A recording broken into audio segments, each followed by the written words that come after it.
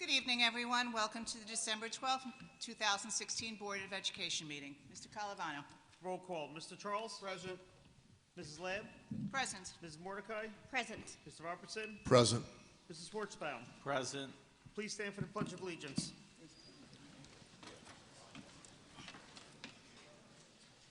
I pledge allegiance to the flag of the United States of America and to the republic for which it stands, one nation, under God, indivisible, with liberty and justice for all.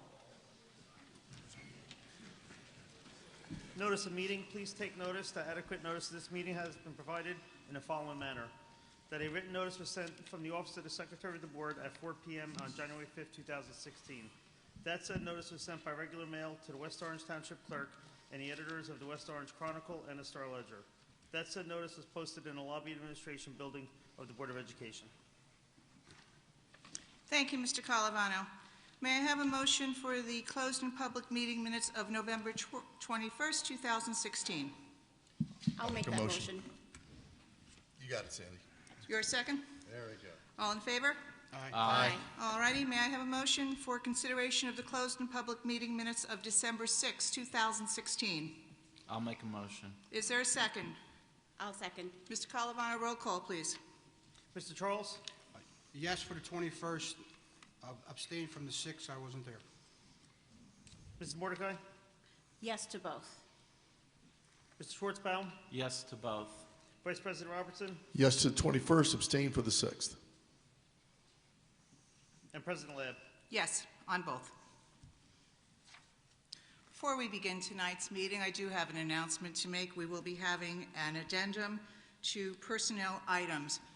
I am pleased to announce that the Board of Education and the West Orange Administrators Association have come to a memorandum of agreement for our contract. We are now subject to ratification as pending development of mutually agreed upon salary guides.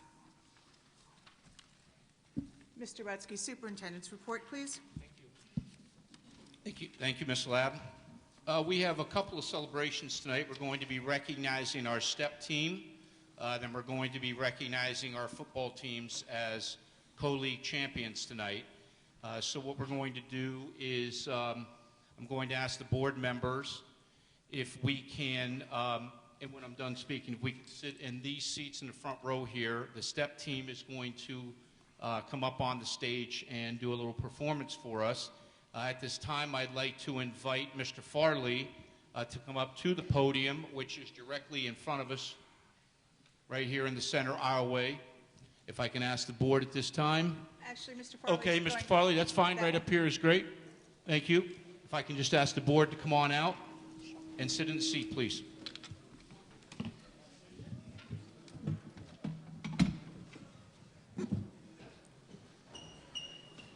Good evening. Bill Farley, advisor for West Orange High School Boys STEP team, have been for about 15 years. I think I lost count. This group is an extracurricular activity club which meets twice a week. It was formulated during my first year here at West Orange. At the time, we had and still have an outstanding girls STEP team. I was more familiar with boys in this type of sport in which you create complex rhythms with your body and voice. And there was not a boys STEP team. So me and a couple of students sought out some boys to start a team. And ironically, as we were forming, so were the plans for an organization called the NJSSA, a New Jersey State STEP Association, which is the middle and high school organization, which me and a few other teachers in Essex County contributed. NJSSA became an official organization in 2007. At the time we were formulating, I didn't realize that these guys, this team, was going to be a force to be reckoned with. Every year brought forth some very talented and creative young men who put together some very strong, creative, and humorous routines. Of course, humor in their shows has been their trademark, as you will probably recognize when they perform in a moment. The team has done more than competitions in the past, though they participated in many of the school functions. Here at the high school, they performed at the Wells Fargo Stadium for the 76ers game. They have performed in several of the musicals here at the high school, including Shrek, where, by the way, they have been nominated by the Paper Mill Playhouse Music Awards twice for their scene in 2 of the shows. They were even featured in a commercial. And this year they'll be performing at the Prudential Center at one of the New Jersey Devils games, which we hope you all be able to attend.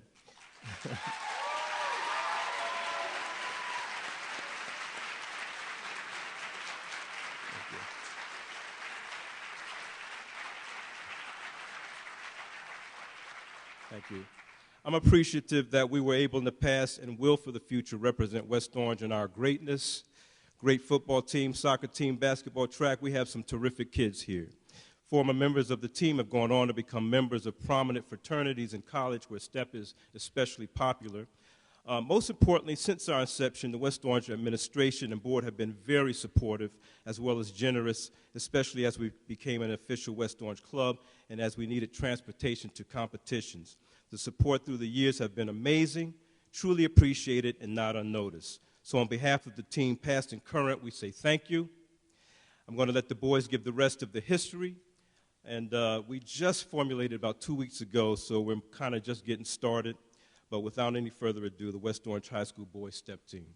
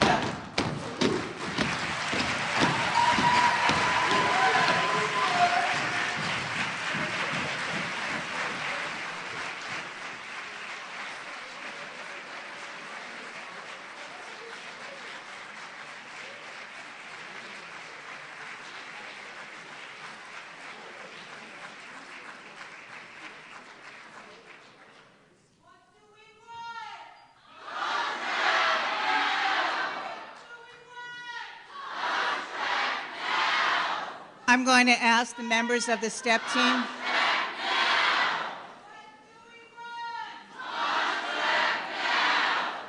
I'm going to ask the members of the STEP team to please come up.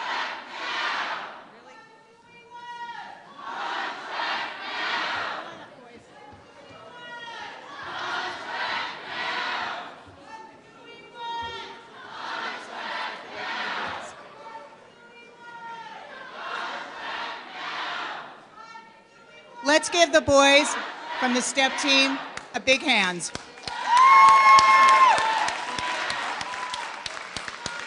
At this time, I'd like to ask Kathy Tague, President of the West Orange Education Foundation, and Jim Quinn, Treasurer of the West Orange Education Foundation, to please join us on stage.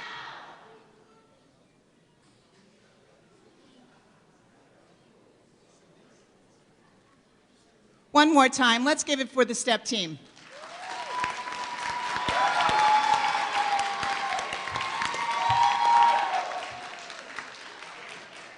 Guys, thank you so much for performing tonight. The Education Foundation has a few words for you.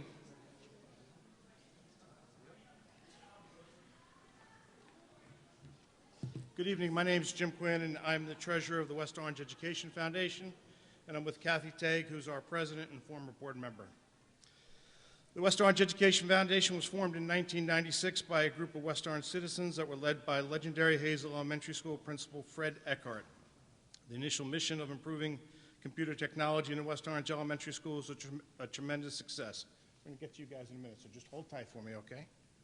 Since that time, led by Rob Parisi, the foundation established the West Orange and Mountain High School Alumni Fund. The Alumni Fund raised over $100,000 to help fund the Joe Soriano track and field complex at West Orange High School, as well as other programs at the high school. We received a $5,000 donation from a donor who wanted to support activities at West Orange High School.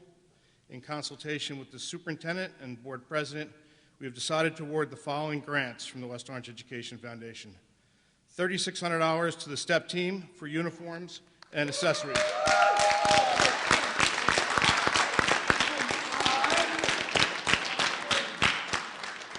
Additionally, $1,400 to the Music Production Club for the purchase of software.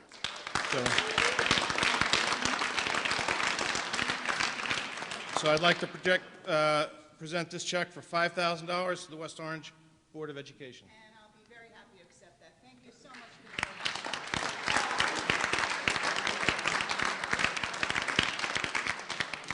for So guys, Christmas a little early. You're going to be getting some uniforms?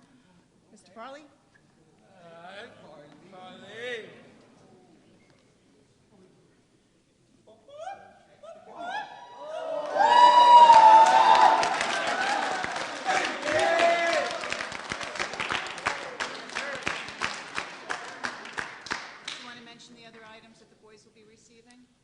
Also, we'll be receiving T-shirts, carry bags, and our uniform for our show this year.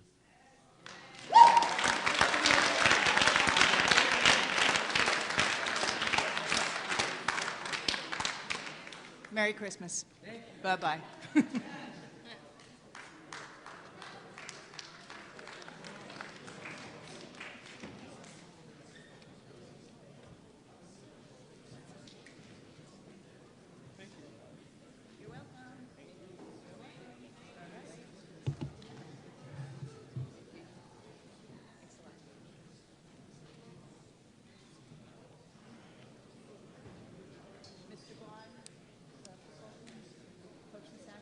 Oh, there he is. Okay.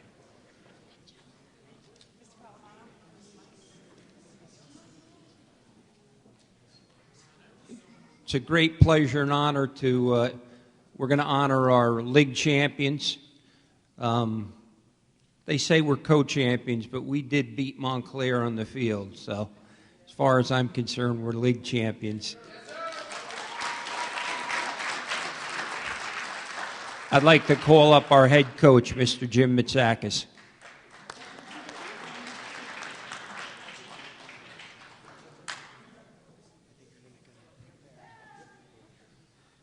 I want to thank everybody and the kids for coming today. Obviously, anytime you can play a schedule that we did, and when you look at our conference, a lot of people don't realize there's 7 teams in our conference.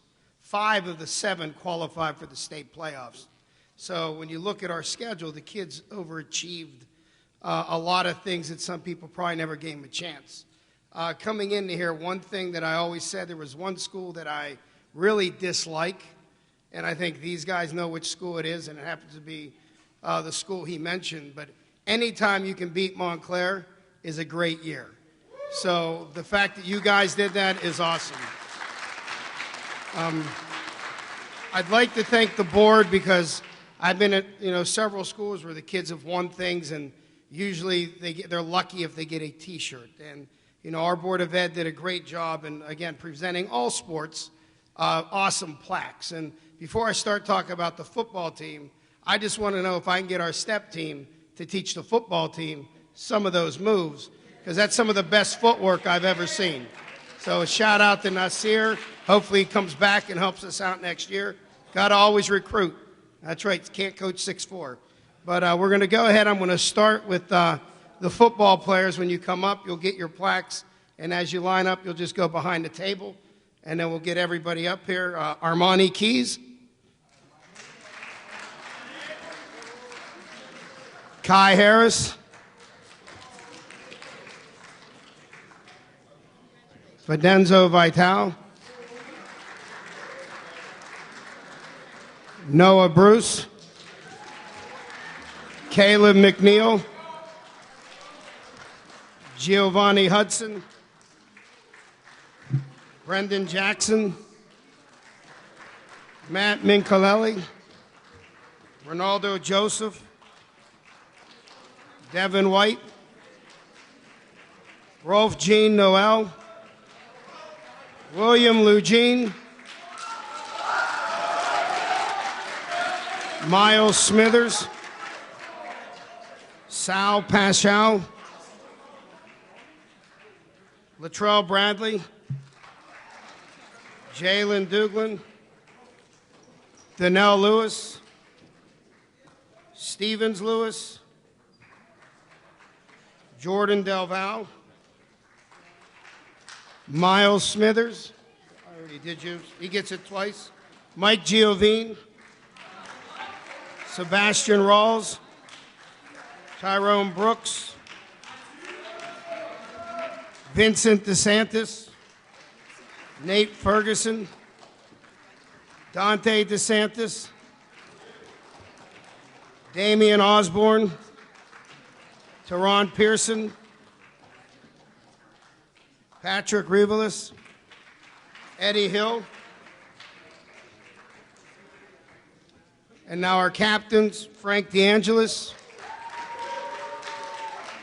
CJ Onechi.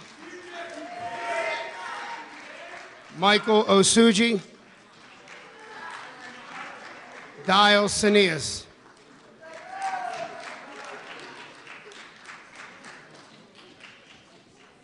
In the latecomers, Jason Massey. Renito Philemon. Justice Zaire.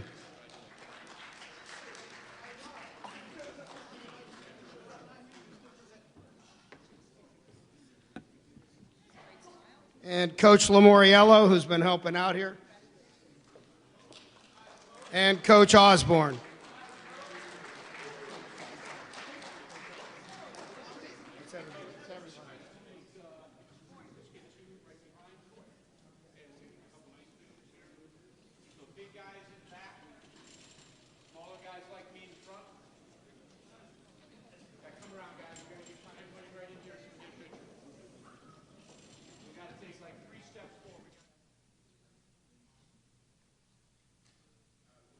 With the superintendent's report, Mr. Thank you. Rutsky? Thank you. Okay, next on the agenda is our audit presentation from 2015-16. Donna Jaffer, if I can have you come right up to that podium and that microphone. We're going to have the presentation of the 2015-16 audit. Please. Good evening. Thank you. Wow, that's some tough acts to follow. I too could use to learn some moves from the STEP team, so amazing. Thank you. As mentioned, I am here to present the audit for the year ended June 30th, 2016. As you're all aware, the audit is required to be done annually by statute. The audit itself actually produces two reports, the first being the Comprehensive Annual Financial Report, which is the financial statements and the related footnotes there too. It also produces something called the Auditor's Management Report, which is where we document any findings and recommendations we may have as a result of our audit procedures. We have audited the financial statements of the governmental activities, the business type activities, each major fund, and the aggregate remaining fund information of the West Orange Board of Education as of and for the fiscal year ended June 30th, 2016. Our responsibility as the auditor is to express opinions on the financial statements based on our audit. Our audit was conducted in accordance with auditing standards generally accepted in the United States of America, for audits standards contained in the government auditing standards, as well as audit requirements prescribed by the Office of School Finance, Department of Education for the state of New Jersey. I'm happy to report that the school district did receive an unmodified audit opinion, which means, in our opinion, financial statements present fairly. If I may, I will just briefly go over the financial status as of June 30th, 2016. If anybody from the board would like to follow along, I will be looking on page 21 of the Comprehensive Annual Financial Report, which is the larger of the two books. And if anybody would like to follow along with the synopsis, I will be referring to that as well. So I will be looking at the balance sheet of what we call the governmental funds. I'm going to focus primarily on the first fund, which is the general fund, which is the chief operating fund of the school district. It's where the majority of the transactions are accounted for. As of June 30th, 2016, the total fund balance for the general fund was $4.7 million approximately. This represents a decrease of approximately $790,000 from the prior year. Of that $4.7 million, approximately $152,400 is for capital reserve designated for subsequent year's budget, so that was what was put into the 16-17 budget. You have $120,439, which is what we call semi-money, which was received from the federal government and will be used in a subsequent year's budget as well. We have approximately $2.6 million on what we call purchases on order. These are encumbrances where the goods or services have been ordered but have not received prior to June 30th. $2.1 million of the 4.7 has been designated for use in the 16-17 budget, leaving you an unassigned balance of a deficit of $314,101. This deficit is the result of delayed state aid payments. As you may or may not be aware, the state actually withholds your entire June state aid as well as something called extraordinary aid. The state does not budget for these until the following fiscal year, so on a GAAP basis, we're not permitted to recognize that revenue. On a budgetary basis, your unassigned fund balance is actually $1.7 million, so a little over $2 million actually gets withheld from you until the following year. This balance sheet also reports the Special Revenue Fund, which is where it accounts for your what we call your NCLB programs. Those are your federal programs as well as IDA. Capital projects, the third fund reported, is where we account for your lease purchase programs, particularly your energy savings program, as well as lease purchase for district vehicles. Finally, your debt service fund is the fund that accounts for the principal and interest of the payment of your bonded debt. You'll see you actually have a fund balance of $214,000 in that fund. That is the result of a refunding that you did of bonds and COPS. Those are certificates of participation during 15-16, where you actually realize the savings in that year. So that $214,000 is going to be used in subsequent year's budget in the form of taxpayer relief. If I may, I will jump over to the recommendations, which are contained in the smaller of the two books, the Auditor's Management Report. And I'll be looking at page 17, which should be, I believe, the third to last page. As you can see from all the areas that are documented here on this, the audit is quite extensive. We look at a number of different areas, everything from administrative practices, student activities, school purchasing, school food service, and summer enrichment. So what I'll do is I will start with discussing the area, and then I will read the recommendations. First, under financial planning, accounting, reporting, we are recommending first that the net payroll bank account be reviewed and any excess funds be transferred to the general fund. Second, checks issued from all district operating accounts contain 3 signatures as required by statute. 3, the unemployment account be included on the treasurer's monthly report. 4, with respect to IDA programs, just like to note too, this is also a federal award finding that I'm reading now. All invoices submitted by service providers be detailed and properly supported as to date services provided. In addition, district should require billings be made from provider in a timely manner. 5th, this item is also a federal award finding. Time and effort certifications be signed only after certification period ends. 6, this item is a state financial assistance finding. The district maintain detailed work papers to support each student's costs reported, and greater care be exercised over the preparation of the extraordinary aid application to ensure proper costs and services are reported. 7, this is also a state financial assistance finding. Greater care be exercised when completing the debt service data collection. Under school purchasing program, we're recommending that notification be provided to the Office of the State Controller of all contracts awarded by the district which exceed $2 million in accordance with New Jersey statute. Under the summer enrichment program, we're recommending that internal controls be enhanced over the collection and recording of program fees for the summer enrichment program. Under student body activities, we are recommending, with respect to the various student body activity accounts, sub-accounts be reviewed and transfers be made to cover deficits. In addition, sub-accounts should be reviewed to determine if for valid student activity purposes. Bank reconciliations be completed monthly, and reconciling items should be reviewed and cleared of record. Cash receipt and disbursement ledgers should be maintained. Pre-number receipts should be utilized and properly reflect composition of funds collected.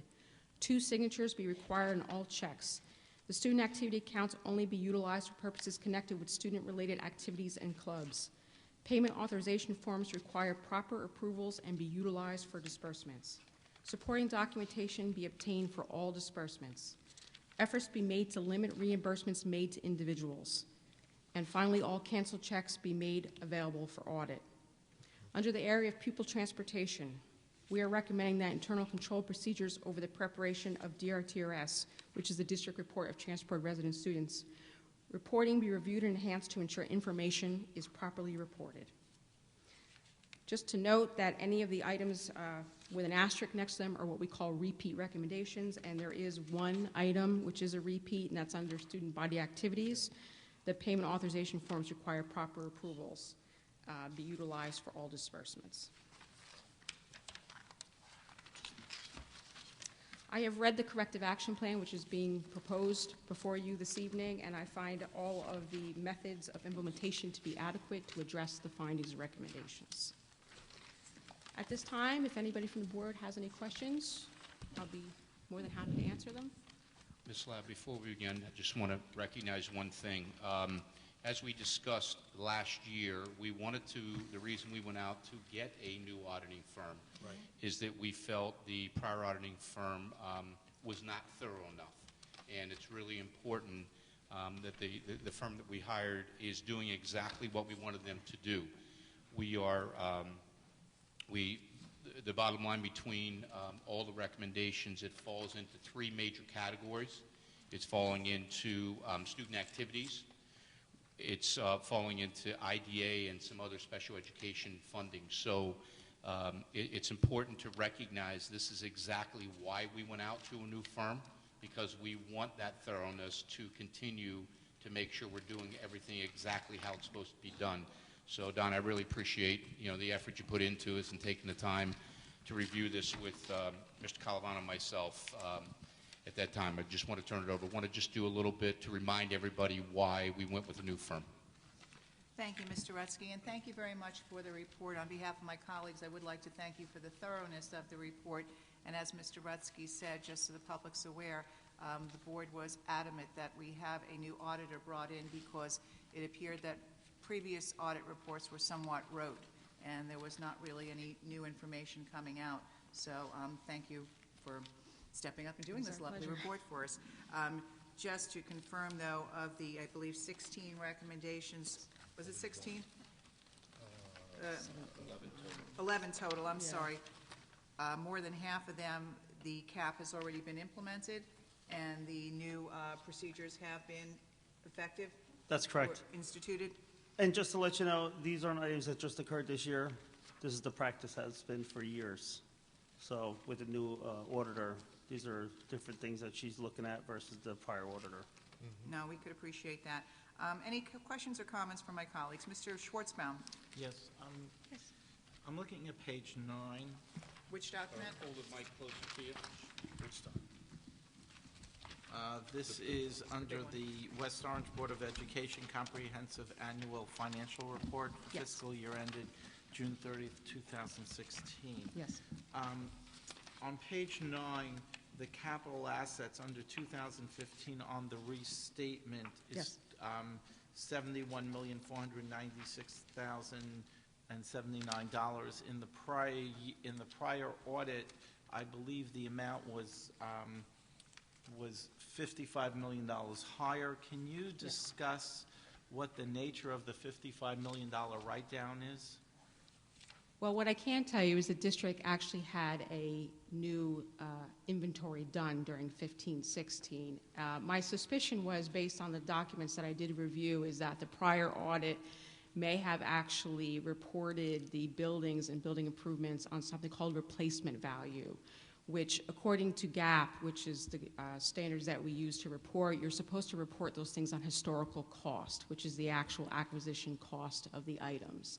So I'm not positive. I did not request information from the previous auditor, but it looks like they may have reported them at replacement cost instead of historical. So the prior was on replacement cost. This is on actual. This is on historical cost. This is historical less depreciation. So Correct. It's on a GAAP basis. Correct. So okay. So looking further down on page 9, there is a net negative position at the end of 2016 of $36,771,211. Can you discuss the implications of being on a negative net position?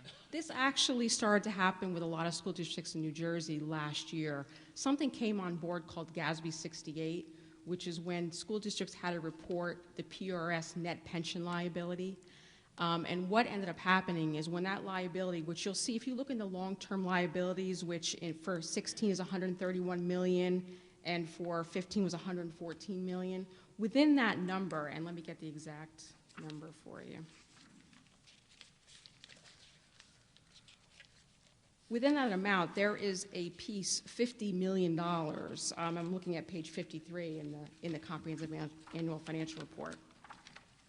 There's $50 million of liabilities that are associated with the PRS net pension liability. So currently how it works in the state of New Jersey is that the district contributes towards public employee retirement system pension. So this was intended to disclose if for some reason the pension system went under tomorrow, what would your piece of the liability be, which is the $50 million. So by bringing that liability onto your books, and as I said, this actually happened in a lot of schools just in New Jersey, it spun you into a deficit net position. It's not necessarily something you should be alarmed at because, unfortunately, in the state, you have no mechanism to fund that. You're on a pay-as-you-go. You pay whatever the state tells you to pay towards a net pension liability. So there is no way you can pre-fund that. So because you're pay-as-you-go, you don't have any money put aside to pay that liability. But on a GAAP basis, what are the implications from a GAAP perspective? On a full GAAP basis, which is what the district-wide is, it shows as if you don't have the resources on hand to pay that liability. So are we technically on a GAAP basis where under the definition of assets liabilities, where liabilities exceed assets, which is one of the determining factors of solvency, does that have any implication to our district? It does not. It does not, because that is on a full accrual GAAP basis. For the State Department of Education, they're on the modified accrual, which is the B schedules, which is the schedule I went over, which do not include your capital assets and your long-term liabilities. Those are only required to be reported on the statement of net position, which is a full accrual financial statement, which is nothing that's used by the Department of Education. It's used by bondholders, credit rating agencies, but they're all very well versed in what's going on in New Jersey. So they're not surprised to see that happening. My concern, and just from the auditor's perspective, is to say that from a technical, from a GAAP perspective, our liabilities exceed our assets by $37 million. But it's because you don't have the ability to fund that liability. So you are correct that on a full accrual basis, it would be alarming to say that your liabilities exceed your assets. However, there is no funding mechanism. Understood. Yeah. Okay, I'm good. Okay. Thank you. Mr. Robertson? No questions. Very thorough job. I'm sorry. No questions. Very thorough job, and the best we've had. Thank you. Thank I you. have one follow-up. Okay, one follow-up. Page Absolutely. 10, Yes. in comparing 2015 to 2016, Yes. on the special ed, cost went from 15,851, 405 to 32,776, an increase of approximately $18 million. Is that a reclass? It is, because the prior audit did not allocate certain things which, according to GAAP, are supposed to be allocated, things like tuition. Tuition that you pay to send your students to other places, whether it be other LEAs or private schools, those costs should be allocated into special ed or regular instruction, depending on what type of facility it is. Also, unallocated depreciation. Depreciation on your machine equipment and your buildings should also all be allocated. Prior to fiscal year 16, items such as that were not being allocated. So there is a reclass. On special ed, where was the reallocation from? See the tuition, you have $7.3 million in the prior year, which was not allocated, which is sitting down below.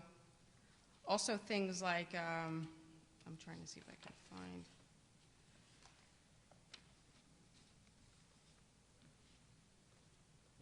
It's the tuition and it's the unallocated depreciation. And also the health benefits. I'm not sure, I can't speak for how they allocate the health benefits, but health benefits should also be allocated based on the salaries in each functional area. So the allocation of the tuition gets you to $23 million. Right, plus there's benefits. I would have to, Okay. I could provide a detail to Mr. Okay. Calavano for you. Okay, thank you. Sure. I'm sorry, I don't have that no problem. information.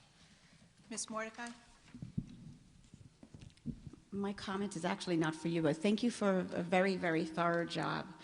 Mr. Rutsky, are we going to have any kind of workshop for the PTA or the Council of PTAs for them to disseminate this information so that our PTA treasurers know exactly what to do as far as making sure they have prior approvals and so that student activities account can be corrected? Because this seems to happen every time we have an audit. There are quite a few items here about student activities accounts. The student activities accounts is directed to the schools, not the PTA. So Mr. Calavano has been working with the administrators and their assistants who deal with student activities to make sure that we're following what the auditor's asking us to do. Okay. But there were a couple items here dedicated to individual schools, basically where there were receipts were not collected or where did I just see that? The supporting documentation was not obtained, so I'm guessing that when they turned in whatever the backup is to the principal, they didn't have enough information. That's what I mean. Do you want to speak to that a little bit about student activities, please? Sure. Thank you. Student activities is one of the areas where it's very common when we come in to do the audit for the first time that we have a lot of findings. Most of the items you're going to see are really control type issues where they're not properly documenting the whole process of when they collect the money. When they collect the money, we like to see a cash receipt ledger to document when they get the money, pre-number receipts also to document when they receive the money and the composition of the receipt. As far as the expenditures, we like to see a payment authorization form which documents the approval and what the expense is for, and the supporting documentation which properly supports the expense asked to be paid. And then as canceled checks, we require to see 2 authorization signatures. Again, an element of control to make sure there's not just one person unilaterally writing the check, that there's a check and balance in place. So you are correct. We did, within the findings, beginning on page 7 of the auditor's management report, we cited by individual school the respective findings that we had in relation to student body activities. Ms. And we are currently working with Mr. Calavano and his staff to try to help them implement the controls. Okay, in order to creating a address- cheat sheet of sorts so that they can go down a checklist and say that they've done. We're trying to give all them the steps. examples and work on improving the controls. Okay, Yeah. thank you. Mrs. Mordecai, I already met with all the individuals that are responsible for the accounts as a mandatory meeting, and then I'm meeting individually with them to review exactly what went wrong for their school. And I'm taking, I guess, one step further. The auditors will just do a sample. I'm looking at the entire year of last year, so I'm coming out with a whole bunch of questions that I have in addition to what came through the audit. So hopefully we'll get this rectified. Thank you. Thank you. Mr. Charles? Just a quick comment. I read pretty extensive both reports here, and the corrective action seems to be in place. But a little bit about the process. Does the corrective action, do you follow up on the next order with the corrective action? Yes, we do. And check Yes, that? we do. Okay. That's one of the primary things, is that we determine the status if corrective action has been taken on those items. So we redirect our audit procedures to make sure that these items have been captured and corrected. Okay, all right, that's fine. So, Madam President. Okay, thank you very much for the audit. Thank you very And, much. Same time next year. I'll see you All next right. year. Happy holidays. Thank you very much. Happy holidays to you as well. Okay, next we are going to have our demographer study presentation. Richard Grip is going to provide, as I indicated in my board notes, we had a host of demographers. We narrowed that down to 3 demographers, and from those 3, my recommendation is Richard Grip, who is going to come up and present his proposal. The way that we will do this is allow for you to ask questions and then for the public to ask questions. So, Richard, thank you very much. Podium's right there.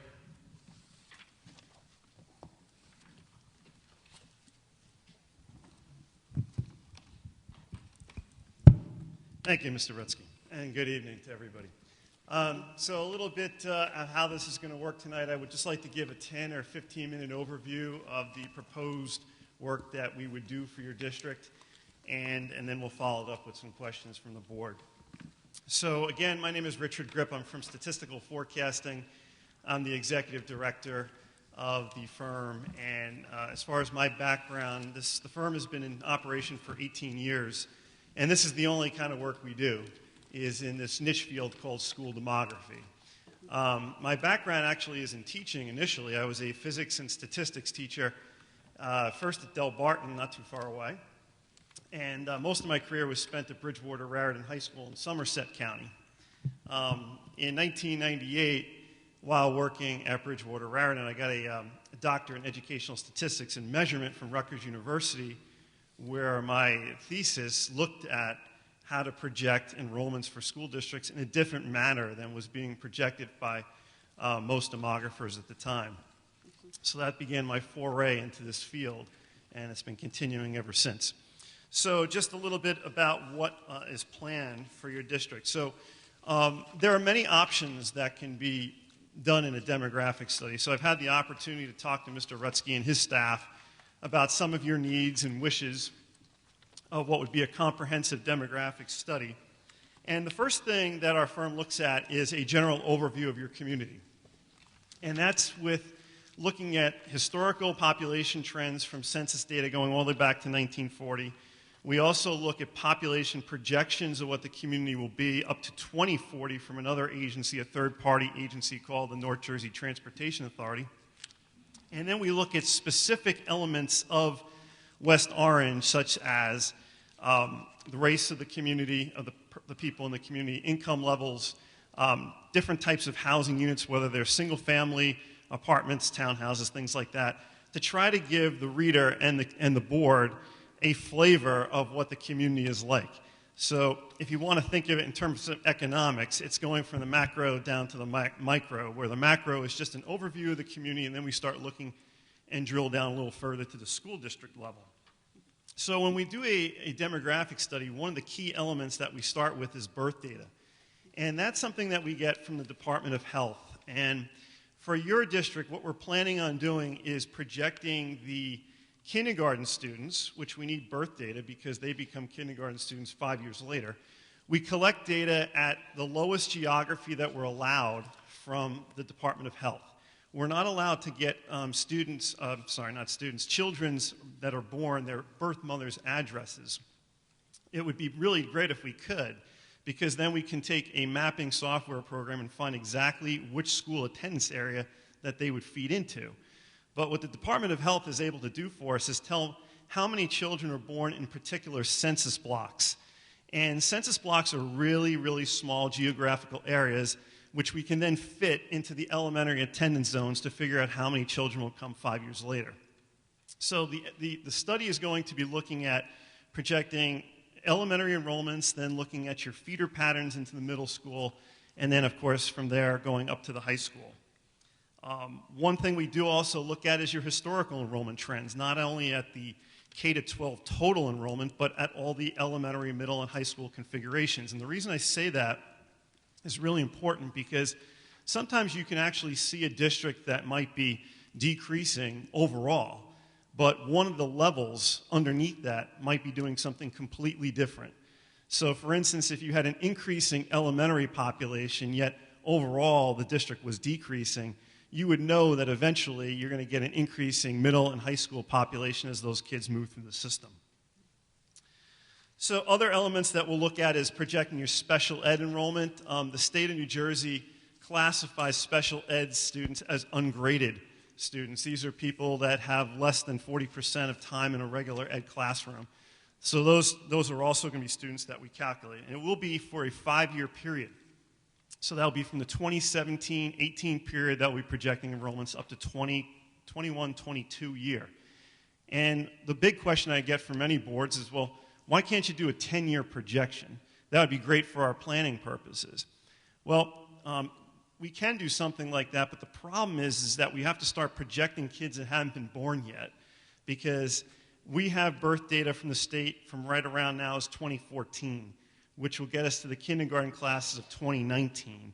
So we do have to do some estimating for the classes of 2020 and 21 for kindergarten students, but when we go further out for years 6 through 10 of the projection period, there's really some big estimates for that.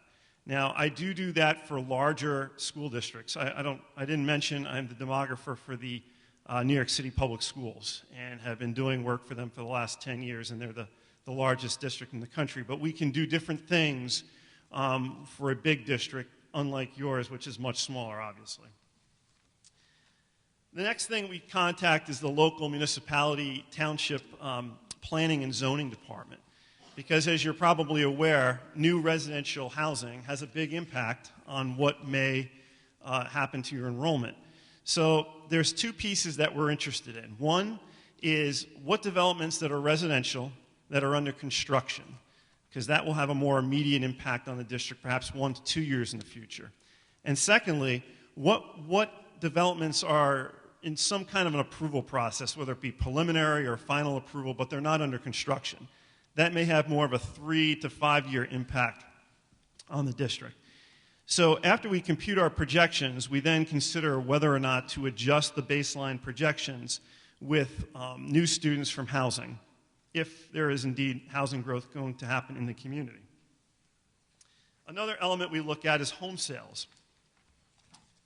And it's a very interesting topic because, as you're probably aware, home sales in many of the communities, I work probably with about more than 100 school districts I've probably done work for in the state of New Jersey. And right now, 8 out of 10 to almost 9 out of 10 of my clients are declining in enrollment. And predominantly, it's in districts that have really high district factor groups. If you're not familiar with that, that's a socioeconomic characterization by the Department of Ed. It ranges from A all the way up to J. The districts that I work with that are I's and J's have mostly declining enrollment because people cannot get into those communities from a price point. They have very, very high home prices and very high property taxes. So what you do is you have a predominant structure in the community that's people in their 40s and 50s and a dearth of people in their 20s and 30s, causing a declining birth rate. So that's the thing we're seeing in most really wealthy communities in New Jersey right now. And the reason I talk about this in the context of home sales is because those districts, the way they stay afloat is they're usually very, very high-performing school districts that people want to move into. So people are moving into those districts with children already born from other communities under the age of 5. And we start to see, with a greater increase in home sales, which we have since about 2012, 2013 in some of the communities, is that their birth to kindergarten survival ratio starts to increase. So what I mean by a survival ratio is this. If I have 100 births, 5 years later, assuming that no one moves in or out of the community, we would have 100 kindergarten students. But in communities where there's a lot of home sales and a lot of turnover, with people moving in under the age with children under the age of 5, we start to see maybe 115 kindergarten students, which means a 15% growth came just probably due to home sales. So that is an element I will be looking at, is home sales in terms of what's been the patterns in your community. Have you been starting to have the rebound like everybody else or not? We're going to find out. Because we're projecting the students by elementary and middle school zones, my GIS analyst is going to create something called shapefiles. And shapefiles are nothing more than a mapping boundary, which you can actually then show on great maps of where students will be residing within certain zones, and create maps in case you're interested in redistricting in the future. It's really important to have those shapefiles if you are going to be doing that. One of the other things we're going to be doing is doing a race and poverty analysis, looking at trends of the students in the school district over about a 5 to 6 year period to see if the racial distribution in all the schools has changed or is changing, and whether the free and reduced lunch status of students is changing over time as well. One of the key elements of the study is called a detailed housing analysis, where we're going to be finding what's called student yields, or in English, the number of students per housing unit for different types of housing stock in the community. That'd be apartments, townhouses / condos, single-family homes, so that if you do have new growth via new construction, you would have an idea how many students would therefore be coming into the community due to new housing. There is a booklet that many demographers use out there to date from Rutgers University. It's by the Center for Urban Policy Research. But that manual, which does contain student yields for different types of housing stock, is not by community. It's by region of the state, north, central, and south. And it's based on data from the 2000 census. So it's quite old. So what I'm proposing instead is taking your property tax database, which I can get online very easily, and joining it to the student database for this current year, so we can start to see the actual yields per housing unit currently for your community specifically, which is really great because you'll have yields that are just unique to you, because if you go one community to the next, you can get very, very different yields for different kinds of housing units. I think that's a very comprehensive overview without getting into too much great detail. I'm sure I can get into more, but I'd like to field some questions from the board to see if that might point me in a particular direction of how you'd like to go with this. Oh, thank you very much, Dr. Grip. Actually, before the questions from the board, I just want to know, are there any questions from the public on this report? And if so, please come up, identify yourself, and ask your question. Seeing none. Okay. Questions from the board. First, I'm going to ask you a question. Okay. Actually, I'm going to ask you two questions, and then I'll turn it over to my colleagues. Although we are a GH district, our student population represents a CD district. How does that come into play, if it comes into play at all, with your analysis? Well, you know, I do districts ranging in district factor group all the way around. Now, I haven't looked at your data for the last 10 years, obviously, because we haven't done the study. Right. But, you know, if you are what'd she say? You're actually a GH? We but are a you're- GH, but our student population is a CD. Okay. So, typically what I see in districts like that, sight unseen, usually you have either stable or increasing enrollment. It's just the opposite. But I'll know more once we start getting into the data. I can't make any other comments until I see it. Okay. On your option number 6, race and poverty analysis, if our goal is really basically counting heads moving forward, why is there this significant? Well, I think that could be something where you want to look at. I mean, this is again I'm just throwing this out there. If we look at the race and poverty in different schools, are there particular schools that are imbalanced compared to the district-wide total? So there are pockets where if you have 7 elementary schools, are 1 or 2 really different in terms of their racial diversity or economic diversity? And that might be a point in time where you say to yourself, well, this can't go on. We may have to redraw boundary lines. Okay, I mean, because we do have 2 Title I elementaries and the others are not. So by that definition alone, clearly there's a differential with the poverty factor. Mm-hmm. Yes. Okay. All right, I'm going to ask my colleagues for questions now. Ms. Mordecai? I actually have no questions at this time because your overview was so thorough that it answered the few questions that I did have. Thank you. You're welcome. It was easy. Mr. Charles? Just 2 quick questions. How long will it take the process from start to finish? Once the data is received, it's about 90 days. And as I was clear to the administrative team, is that probably I've got about 4 or 5 districts ahead of you at the moment in terms of workload, which would put me somewhere a start date in mid to late January, at least to start the ball rolling. So we're looking at somewhere of a finish time in the spring. Okay. And once the study's done, the published report, is it published hard copy, electronically, both? How is that delivered to the board? So I will give the board a PDF copy so that it can be distributed amongst the website if you like to do it that way. And then I will come and present the findings with a PowerPoint at the end as well to the board and public. Okay. That's all I have, Madam President. Thank you, Mr. Charles. Mr. Robertson? Dr. Grip, this is very, very thorough. A couple questions. As I look at number 7, housing turnover analysis, a couple of things. Just in the past 3 years, since January 2014, we have about 1,752 units over that sold. That was as of November. That sold. And that represents somewhere around 13 or 14% of our single-family home market, right? This is based on titles. And I don't know, and as a guy who does marketing and looks at stats all the time, I believe that the census data is really outdated. So looking at the more recent trends, and I don't know if that also indicates, I haven't looked at the prior 6 years, only the past 3. So it could mean as much as 26% of our market may have changed. I don't know.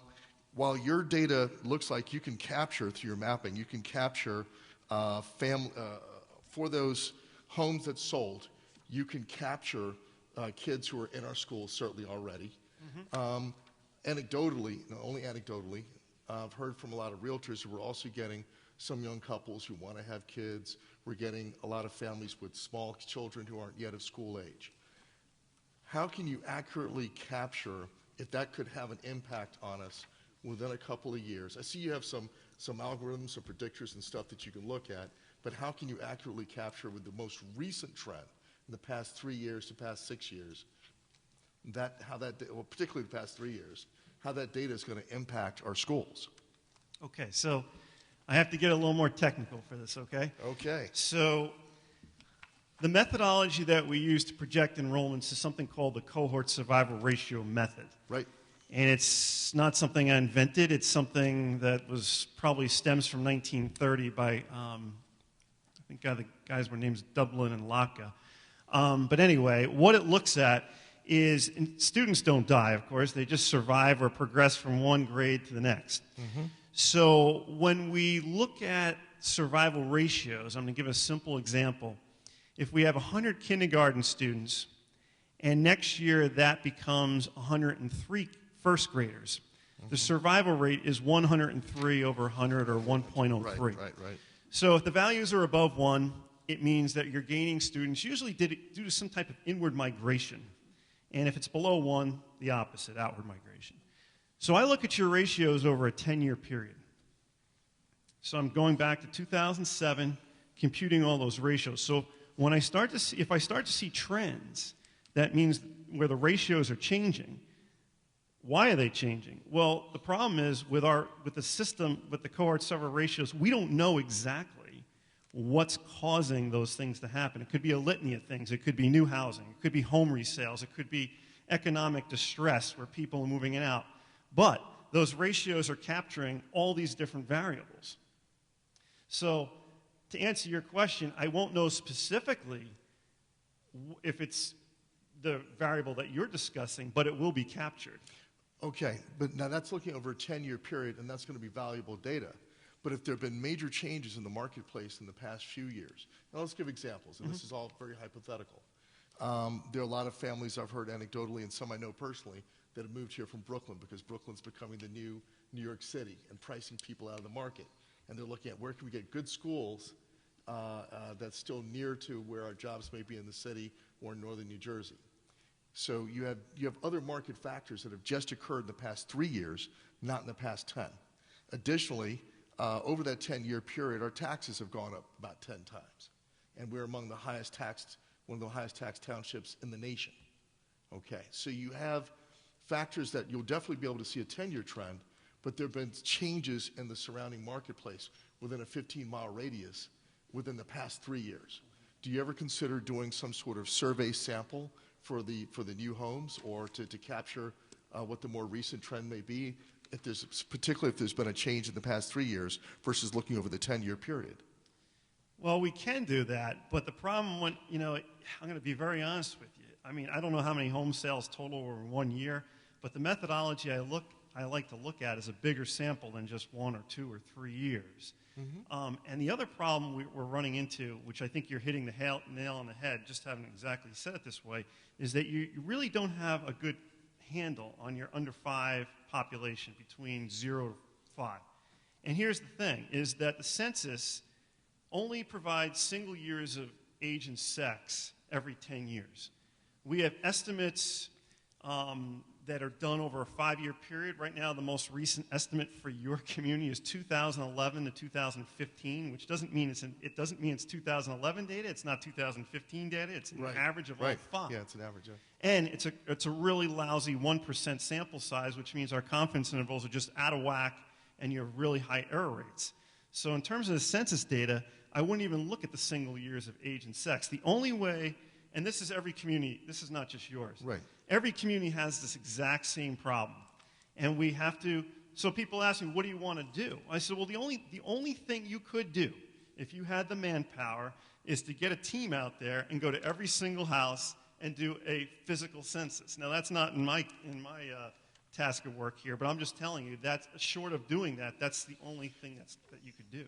Just one last comment. Well, first of all, I'm very, very, very impressed by your proposal, by your analysis, and looking at what you've done for other school systems. My concern would still be capturing major changes in the marketplace over the past 3 years. And I would never advocate that you did a census of all houses.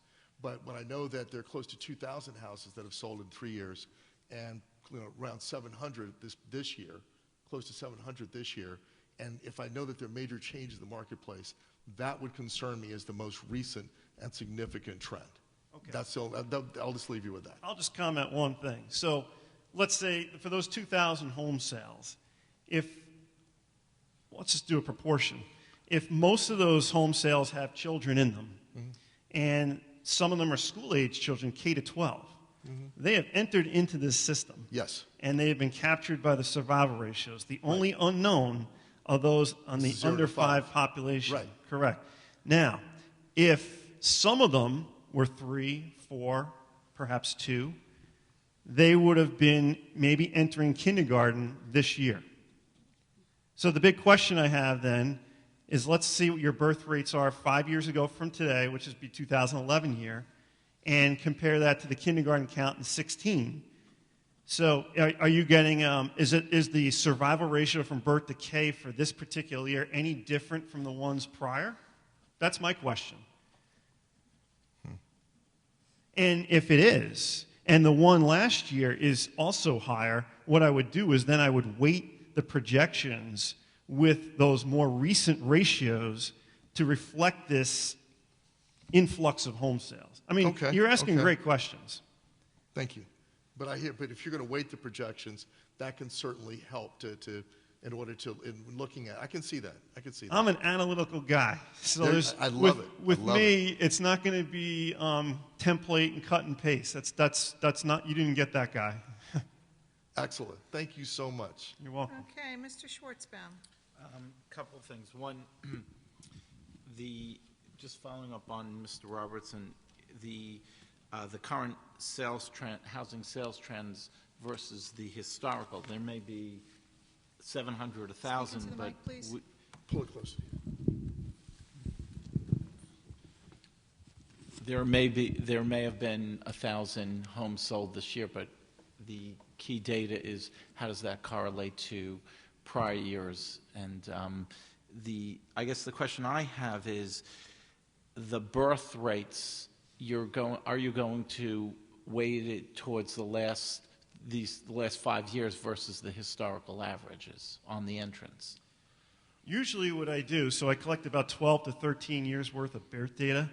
So when I start projecting forward, I usually use like a 3 or 4 year rolling average to get the most recent births going forward. So to answer your question, yes. I mean, usually what I'll do, it probably seems obvious if you were to think about it. I look at birth trends and then just try to more or less extrapolate the pattern at the time. I don't know how many births this community has over time, but it'll be interesting to see. I mean, to me, I love this because to me, it's just like one continuous puzzle. Isn't it great? In the final product, will you be providing us with the underlying data, the actual, not only the PDF files, but the actual data and census? And so if we wanted to use it to just extrapolate other potential data?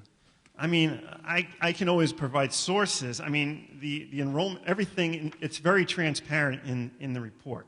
So anybody who sees all the data in the report can use it to do whatever they want with it.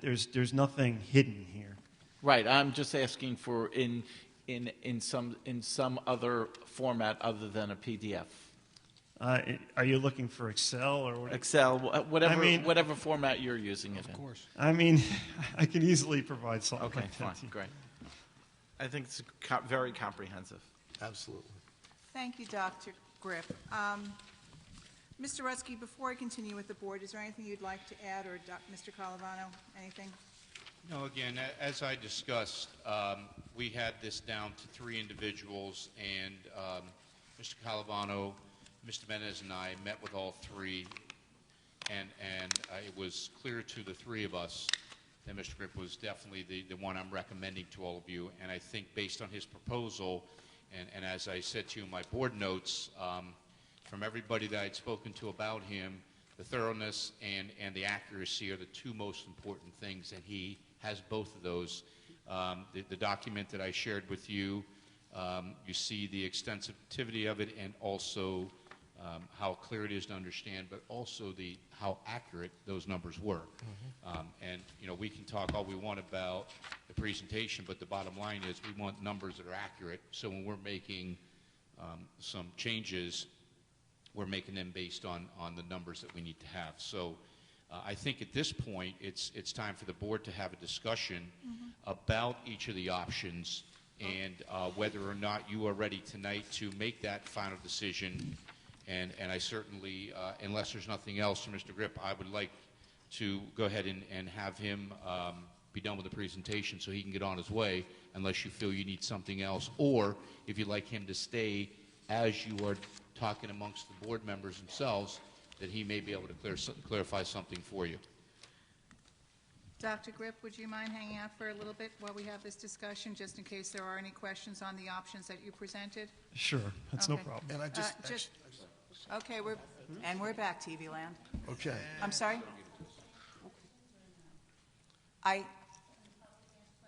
Ms. White, if you have a question, please, by all means, come up to the podium and just go Come for it. on up. Do you have one? Sure. and then we'll continue because I have, okay.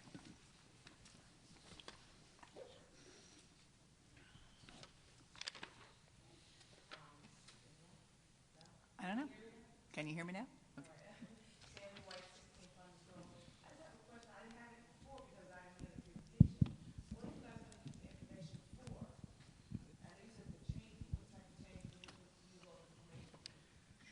Mr. Rutsky?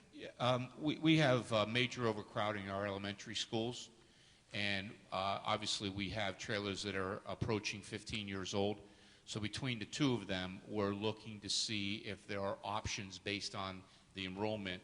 And you heard him talking about the mapping, looking at where children live based on where they currently go to school, so we can see that population within those zones to determine is, for instance, Redwood and Gregory are bursting at the seams, but it's not that Hazel's not as well. It's just that the capacity of their school is not as big as the other two. Doing this study allows us to really get a handle on all those things that we need to try and find out, because we have to do something about the overcrowding at the elementary schools. Mr. Robertson, you had one more question? Yes. I don't know, if you can capture this or in looking at regional kind of regional trends, and I mentioned the New York again, people getting priced out of Brooklyn and moving here. Since we're kind of within 15 miles, I don't know if you capture anything that in terms of how regional trends or regional economic changes or development changes can impact us, even as you're looking at, I'm glad you're looking at all the new home building and things that are planned and proposed, because that could have a heavy impact. Could it also make us very attractive to folks if they're already moving in this direction? Yeah, the problem with that, it's hard to quantify a lot of those things because it's speculative. It points, who's going to move from where. And so I really just focus on actual data that's actually happening. So to answer your question, it wouldn't be regional, but it'd be focused on your community exclusively. Thank you. That's it. Just so you know, Dr. Grip, families moving from Brooklyn is not unique. I moved here from 25 years ago from Brooklyn Heights with an 8-month-old, so people are always moving from the city out Get here. out of here. It's not a new phenomenon. Okay. People in Brooklyn don't- I'm going to people go in Brooklyn down don't have to- one by one with the options, and I'm just going to ask for a yay or a nay, or if you have any questions to Dr. Grip, and then we'll move forward and assign or support or not the options. So do I have support for option 1, the demographic study? Mr. Schwartzbaum? Yes. Mr. Robertson? Yes. Oh, option 1, I would suggest that we ask Mr. Grip to do the 5750 with the presentation. What? Yeah, there's two. He's referring to there's two points. options on there, with and without. So I'm. He wants the bonus, yeah. Yeah. Okay. Good question. We'd like your presentation. You're saying with the presentation? Right. or- I'm there with you. 5750, Okay. Mark, yeah. yes? Yep. Sandra? Yes. Mr. Charles? Yes, with the presentation. Okay, so, Mr. Calavani, you'll be keeping track of all of our... Yes, Okay, thank you. Okay. Number 1 down. Let's move on to option number 2. Mr. Schwartzbaum? Yes. Mr. Robertson? Yes. Ms. Mordecai? Yes. Mr. Charles? Yes. That is unanimous. Option 3, shapefile creation. That's free. Was that included? No, I'm sorry. Or is it TBD? To be Okay. determined was I need to Okay. get an idea from the GIS analyst I work with, since she works for me as a sub, how much that's going to be. But it's going to be in. I can give you a ballpark range if that's helpful. It's about $2,800 for that. Okay. Okay. And that's the mapping, right? For use. Okay, Mr. Schwartzbaum? Yes, provided that we need the data so we can shift things around. That would make sense. Mr. Robertson? Yes. Ms. Mordecai? Yes. Mr. Charles? Yes. Yes. That is unanimous. Option 4, detailed housing analysis. Mr. No, let me go back. Schwartzbaum, I'm sorry. Yes. Mr. Robertson? Question, is there any, can option 4 and option 7 be combined? Well, they're two totally different things. So Right, but they both are impacted by some of the same. So I didn't talk about option 7. I'd be happy to explain what that is. Would the board like me to explain what option 7 is? Okay. So option 7, for the people at home here who can't see, it's what's called a housing turnover analysis. Now, my colleagues, I have some colleagues at Cal Berkeley, and they came up with this about 8 to 10 years ago. And what we're actually doing is not where the cohort survival ratio method projects students by pushing them through over time. This takes a look at houses and pushes them across through time. So let me explain for you right now. This is for detached single-family homes. It would not work for apartments and things like that. Right now in West Orange, you have a distinct distribution of homes at various lengths of ownership. In other words, you may have 25 homes at 0 years of ownership, 15 at 1 year, all the way up to about 40 years of ownership. How can I get that? Very simply. I have sales data back to about 1978. So what we also know from our research is that different lengths of ownership of homes have different number of students in them. Students are predominantly in lower lengths of ownership, typically from 0 to about 10 years of ownership. Usually in my studies where clients do hire me to do this, typically around 9 to 11 years of ownership is where the maximum number of students come out of a house. It's usually around 0.8 to 0.9 for a single-family home. After that, it just plummets down to about 30 years of ownership. Of course, you know those kids have graduated out of the system. So what we're doing over time is we're advancing the number of homes over a 5-year period by length of ownership. So how do I advance them? Well, either they sell and go down back to 0 years of ownership, or they go up to the next year of ownership. And you might say, well, how do I know how many to sell from 1 year to the next? Well, this is where I have to go through 40 years worth of sales data to see what the average turnover rate is for each house by length of ownership. In other words, for a home that has 3 years of ownership, what's the percentage of homes that typically sell? What's the percentage of homes that sell with 10 years of ownership? So once we create this distribution advancing forward, 5 years from now, I can see, based upon historical turnover rates, how many homes you will have at each length of ownership. And then, based upon joining your student address data to the current length of ownership now, I'd take the student yields and multiply it by the number of homes at those lengths of ownerships 5 years from now, and then total up all the students to see how many you have. What does this prove? Well, it's telling me whether or not your district is likely to increase or decrease due to high activity of home sales and turnover rates. What the number one question I have from boards when it comes to home sales is this question. In 2008 and 2009, we had the banking and financial crisis, right? And we have a ton of seniors that have waited 5 years to let those prices in the homes rebound, and they're all going to sell. It's going to cause this massive turnover where now all these people are moving in with kids. And to what I've seen to this date, that has not happened. My parents are probably one of those people. They live in Secaucus. They've been in this home since 1964. Do the math, it's 52 years of ownership. They're not going anywhere. And it's not just because they could sell the house tomorrow, but there's different reasons people sell homes. So I just want to dispel this myth that there's hundreds and hundreds of seniors just waiting to get out, and it's going to cause this absolute door busting in the school system. But this is a whole different methodology.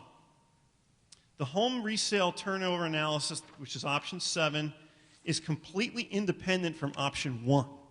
So if you're looking at projecting enrollments for the purposes of redistricting or putting an addition on, I would not get option 7. This is really just to see what the impact is on home sales. And I run different scenarios where I look at different historical periods because some turnover rates were terrible because people couldn't sell their homes 5, 6 years ago. So I'm not going to use those turnover rates moving forward. Right. So I look at different periods to show you what this would look like. Okay. I know it was a long answer. I'm sorry. Well, no, that's great. That's great. That's excellent. Just going along that analysis, just the fact that the rebound in the recovery in the housing market has already taken place somewhere by 2012 through, let's say, 2016, we will have seen some of this data with your option 4 and option 1. see what number 4 is. Option 4 is the detailed housing Right. analysis. Yes. In other words, this is not something that would happen. It's not a one-time thing. In 2008, we have the financial collapse, and the housing market collapse. But now here we are, close to 10 years later. A lot of that turnover has taken, and there's recovery, non-recovery in housing prices. People who were going to sell would have sold. Correct. Right. Also, I'm thinking, too, that, one of the things that also, in addition to existing overcrowding, that sparked this effort is that we do have, we have, 334 whatever apartments that are being built now that are luxury apartments. We don't know what the impact's going to be. We have another 300 single-family homes that were actually approved quite a while ago to be built that could be built in the near future. That would have a heavy impact on the market. So the turnover in existing homes may be less impactful than, in fact, the building of new. And then we have another development that could pump another 100 to 200, et cetera, into the market. So it sounds to me like this data would be, while it could be somewhat helpful, it's less relevant than number 4 and less relevant than looking at the impact of planned and approved home building that's coming up, which is part of what you're already going to capture. Correct? I couldn't agree more. Okay, there you go. Okay, so back to number 4. Mr. Schwartzbaum? Yes. Mr. Robertson? Yes. Mr. Charles? Yes. Ms. Mordecai? Yes. That is unanimous. Option 5, GIS mapping. Mr. Schwartzbaum? Yes. Mr. Robertson? Absolutely. Mr. Charles? Yes. Ms. Mordecai? Yes. Again, number 5, option 5 is one of the underlying data will be very, very important, because if we are going to move people around, you need to start being able to to figure out, well, what's capacity versus what we're going to deal with. And can I add to that, with also collaboration with the administration, there could be other maps that I could be looking at. Right. As long as the data from the student address, whatever the attributes of the students are, I can map just about anything. Race, poverty status, you name it. That's excellent. So you can add other attributes. Oh, yeah, absolutely. Okay, so Excuse me. I just want to make a really important point about mapping. And again, this is not the first demographer study we've done here or in other places. It's not just for looking at moving kids into other buildings and redistricting. There's very important things like where's the population for ELL kids? Right. And looking to maximize services and provide the best program for kids. So, everybody thinks that mapping is about, okay, now we're going to redraw the lines and we're going to have kids going to different buildings. Mapping is very extensive and used for lots of different things. So I want to make sure we understand that. Right. okay, so that will be unanimous on number 5. Yes. Thank you, Mr. Rutsky. Number 6, Mr. Schwartzbaum. Is number 6 a relevant factor in projecting student populations, in your opinion? It's number 6 is purely descriptive in nature. It's not in projecting. I'm not projecting in that analysis how many you're having of different races in the future. I'm not projecting how many free and reduced lunch kids. It's not doing the overall projections. It's more or less, again, showing where you've been, where you're going, and then again, if you combine that with some maps potentially, you can see if they're, if some of the lines or over the concentrations in certain schools are higher. So, but it does not have. Yeah. Well, don't we have that information accessible to us already from the DOE? You would have it for certain, but has anyone compiled it for you is really the And question. looked at trending as well. See, it's the trending, too. Because, right now we know we have 44% of our kids are on free and reduced lunch. We know that there are certain schools like Washington which have, very high percentage, the highest percentage of Black/African-American and Hispanic kids. Hazel, highest percentage over all of Hispanic kids. And that also helps us to look at, and Washington and Hazel have typically ranked the lowest in terms of academic performance. That's so not when true. If you go back, if you look at NJS data, if you look at prior to the Park debacle, If you look at the NJAS data over the past decade, actually, it is usually true. Well, no, wait a minute, no. Hazel was a blue ribbon school. Exactly. Let's. I'm saying over the past But we're going decade. off on a Well, it tangent. was in the past decade. That's not part of the But debate. getting back to the We're purpose going off on of tangents here. getting back to the purpose of what this could help us with is, yeah, there's data available, but in looking at the trending could help us determine from a redistricting standpoint, when you talk about, gee, do we have an overabundance of a particular economic demographic or at a particular school? How does that impact our needs? How does that impact, how we look at redistricting? If we look at even what our ESL needs are, it could impact us in a lot of ways. All right, well, let's just go to the vote then, because we I would say understand. yes. Ms. Lab, if I could just, Yes. this is one that I highly recommend. Yes. I really Very do. important. Yeah. For lots of reasons that we need to have that information. Got it. Yes. Okay, so you're yes, you're yes. Yes, yes. Sandy? Yes. Unanimous. Okay, number 7. Mr. Schwartzbaum. No. Mr. Robertson. No. Mr. Charles. Nope. Ms. Mordecai. No. And that is unanimous. Thank you very much, Dr. Grip. We'll be seeing You you are soon. awesome. Thank you so much. Options 1 through 6. So can Dr. we Grip, thank you very, negotiate very that? much. Can we negotiate? Really that? appreciate the time. I will certainly reach out to you tomorrow. I'll give you a call. Thank you very much. Dr. Grip, is $2,800 a good number for the files? The For the shape $2,800 files. for the shape files. Is that a good number so we can come up with a not to exceed total tonight? Do the whole thing for 22 grand. Just because we want to try to have the conversation tonight, John wants to have the number. Okay. Go for 20. Very good. You won't do Thank it. you very much. I'll be in touch tomorrow. Have a great night. Thanks for Thank coming. you. Okay, so Mr. Calavana, we will be adding that over to the addendum then. Okay. Okay, going back to the superintendent's report. Mr. Rutsky. Yes, thank you. Okay, next on the agenda is the calendar, the 2016-2017 calendar. Last meeting, we were discussing the calendar, and there was a proposal to, in September, to not have school on the 5th of September, which is a Tuesday. So I just want to go through this month by month so we can all be on the same page. September, we would have a professional development day on Friday the 1st of September. Labor Day is Monday. Obviously, we'd be off. There would be no school on Tuesday the 5th. Our first day of school would be Wednesday the 6th. And we are off for Rosh Hashanah Thursday the 21st and Friday the 22nd. October, we would have a full day of professional development. All staff members would be in. No students would be in on Columbus Day, which is October 9th.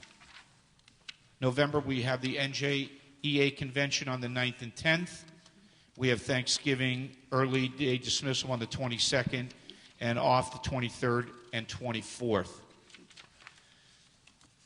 In December, we would have an early dismissal on Friday the 22nd, followed up by the winter recess the 25th through the 1st, which is New Year's Day, on Monday, returning to school on January 2nd, which is a Tuesday.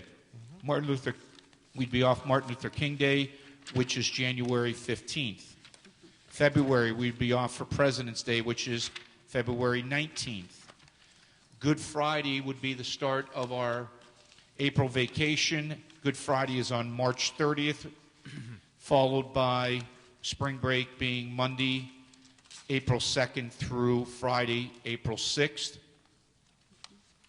May 28th, we would be closed for Memorial Day, with our final student day on Wednesday. The last day of school would be Wednesday, June 20th. That would be an early dismissal. And the following day, June 21st, which is Thursday, would be our commencement here for the high school. That allows for continuous 4 days of snow to be built in, 184 days, and 186 days with those 4 days being built in. The 2 additional days for the staff would be the 2 required professional development days. That's my recommendation for next year's calendar. Okay, and you would still have two 90-minute delayed openings at some point in December and February for PD, correct? Thank you, and I'm sorry, I missed those two. We would have those 2 days. That would be what we discussed last meeting with the 90-minute delayed opening, with us working very hard to help those parents at the elementary level. Well, I do think the day off for Columbus Day would be easier for the parents, since many parents are off that day, because as we know from this year, having the election day being the presidential, no school on the Wednesday, it was just a nightmare for many of our parents, so I think this would be the easier option. Yep. Okay, thank you. Any other comments from the board on this calendar? Nope. No. Great, let's move on. Do we vote to approve it? No, the superintendent's report, we'll vote during the agenda. Got it. Mr. Rutsky? Yes. Give me 1 second, please. Okay, lastly, I'm just going to hand out the HIB report.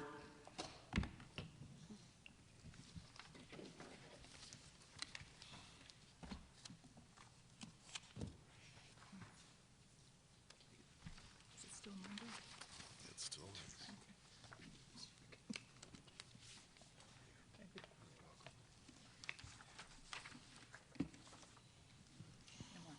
Read some more. As discussed, you are looking from last board meeting where the gray line, 11/21/16, above that, and then on the top page.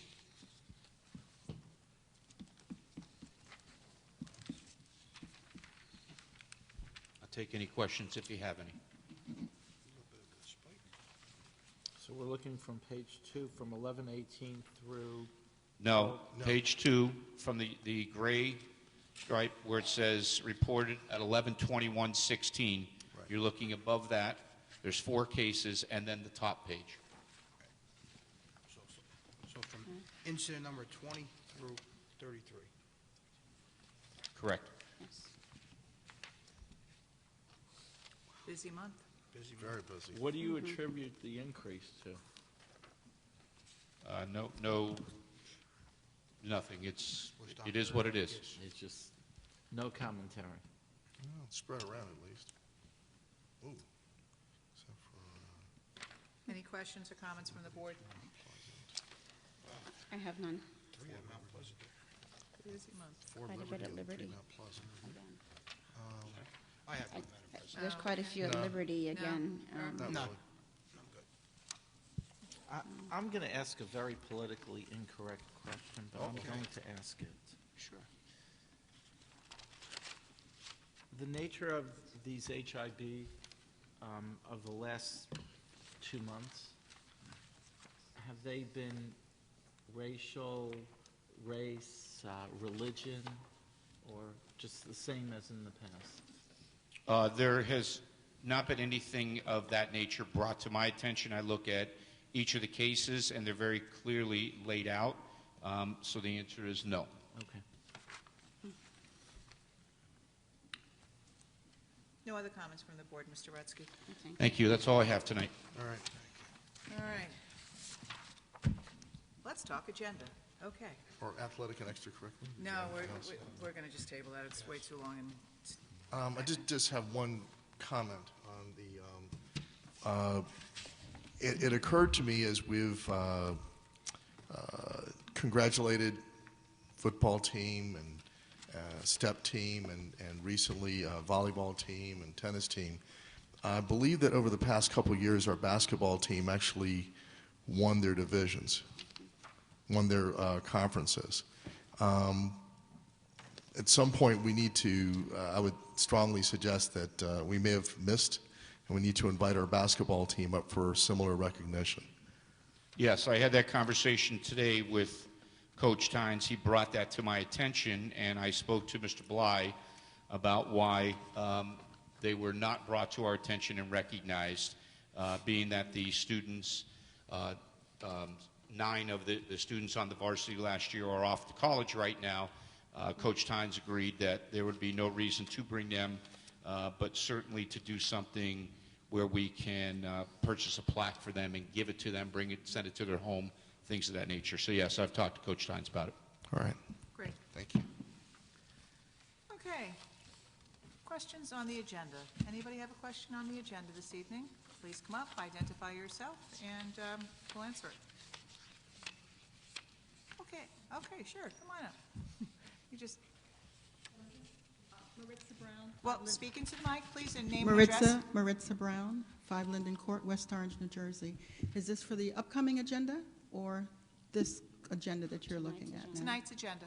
Tonight's agenda, okay. So I'll defer my question for the agenda for upcoming in January. Okay, thank you. If you want to do it at the latter part of this, there's Okay. a public comment as well. Okay. And I think we'll zip right through this, so be patient. All righty. We're going to now go to board policies. Let me get out my pile of board policies. We have on second reading tonight. 1, 2, 3, 4, 5 policies. I'm going to group them somewhat together. May I have a motion for use of school facilities policy 1330? I'll make a motion. Is there a second? I will second. The changes to this policy include just some minor language changes, changing he, she to, or them to he, she. We are adding a prohibition of electronic cigarettes on school property, and we are also prohibiting distribution of campaign literature on school property unless it's during a debate. Any questions or comments from the board on 1330? Seeing none, Mr. Calavano, roll. Mr. Charles? Yes. Mrs. Mordecai? Yes. Mrs. Schwartzbaum? Yes. Vice President Robertson? Yes. President Lab? Yes. Okay, let me find my next pile. Bear with me, where's my school food policies? Hold on, I've got too much paper here tonight. Oh my God, what the heck is this? I don't know where they went. I found them. Okay, I'm good. All right, grouping together breakfast offer versus serve, lunch offer versus serve, policy 3542.2, 3542.3. May I have a motion? I will move that. I'll second. Okay. What this policy, it's a new policy, is it's adopting under the U.S. Serve. It is allowing students to decline a certain number of items from their meals from federally reimbursed meals. The intent of the policy is to reduce food waste and food costs. Any discussion from the board on these two policies? Seeing none, Mr. Calavano. Mr. Charles? Yes. Mrs. Mordecai? Yes. Mrs. Schwartzbaum? Yes. Vice President Robertson? Yes. President Lab? Yes.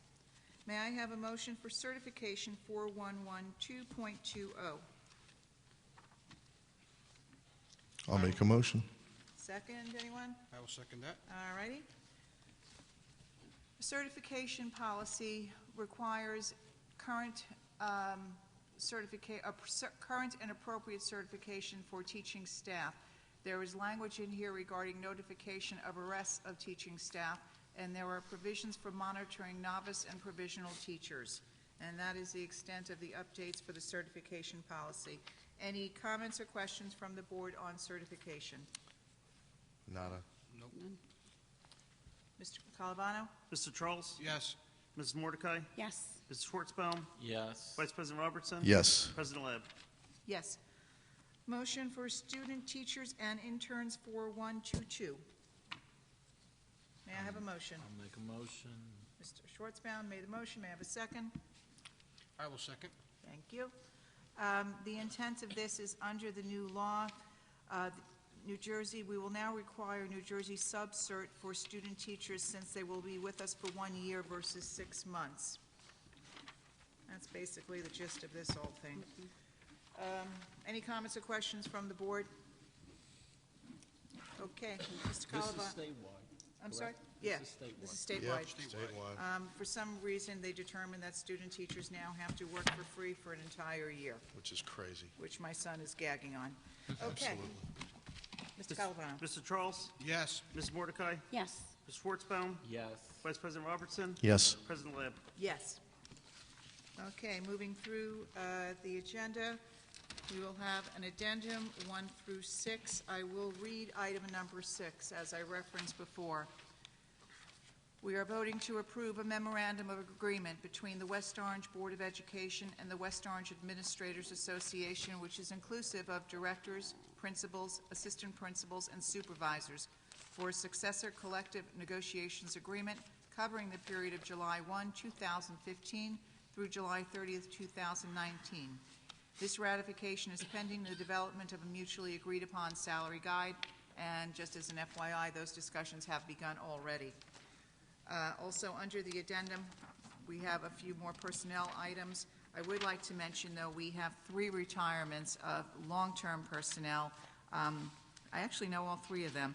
Maria Passerini, she's at Kelly now. She's an ESL teacher. She's retiring after 22 years, effective July 1, 2017. We're losing an institution over at Kelly. Judy Sanzari. She's been the administrative assistant there for 29 years, and I guess she's getting the itch to go see her grandchildren out in California.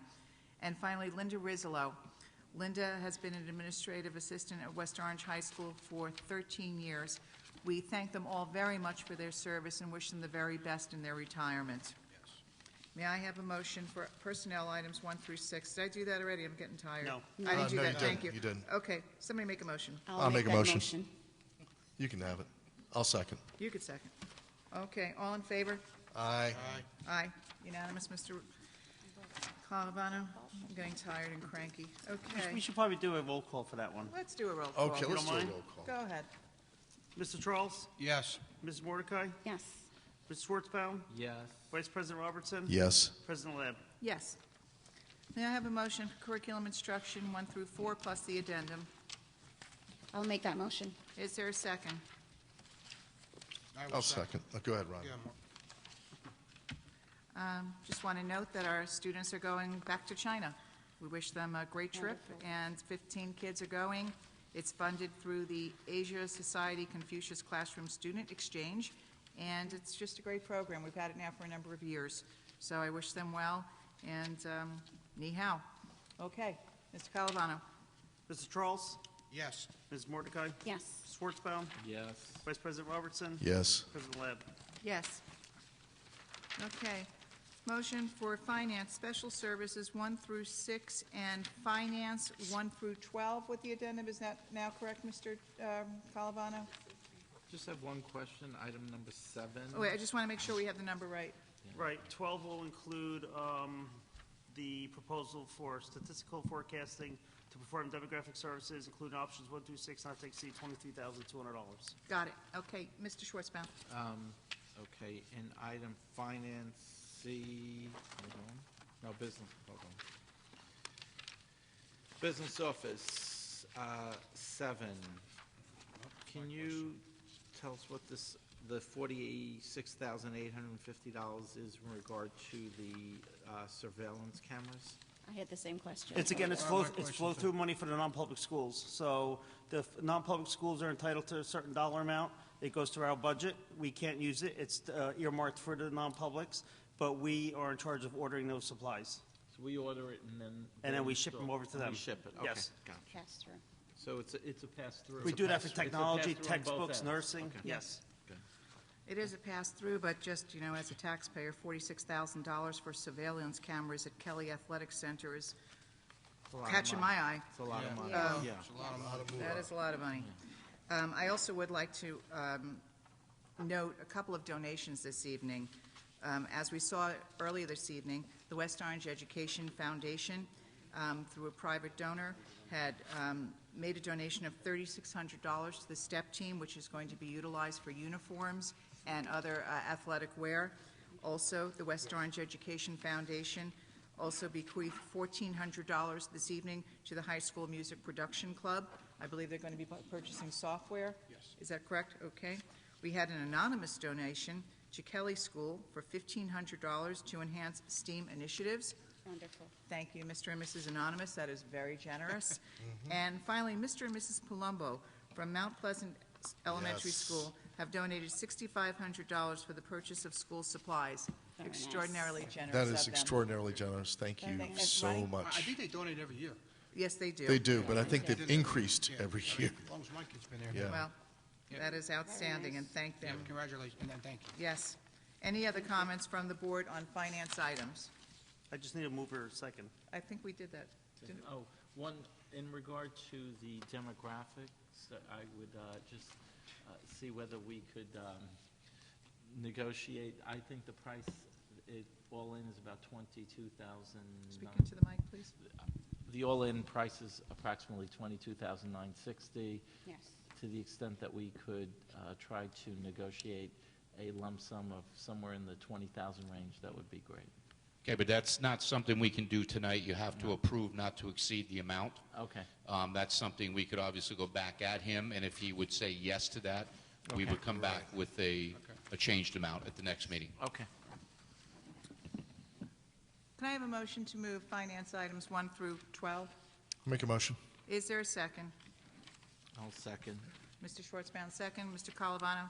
Mr. Charles? Yes. Ms. Mordecai? Yes. Mr. Schwartzbaum? Yes. Vice President Robertson? Yes. President Lab? Yes. May I have a motion for items, reports 1 and 3? 1 through 3, Mr. Calavano, we're voting on them? Yes. Okay, 1 through 3, please. I'll make that motion. Is there a second? I'll second. Any discussion? Seeing none, Mr. Calavano? Mr. Charles? Yes. Mrs. Mordecai? Yes. Mr. Schwartzbaum? Yes. Vice President Robertson? Yes. President Lab?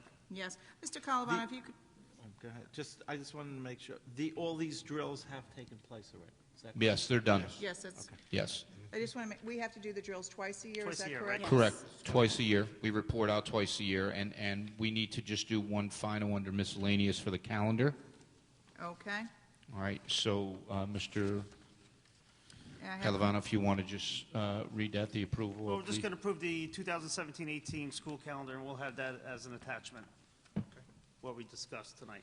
Okay, so do I need a motion, or are we? Yes. You do. May I have a motion for school calendar 2017 to 2018 under miscellaneous?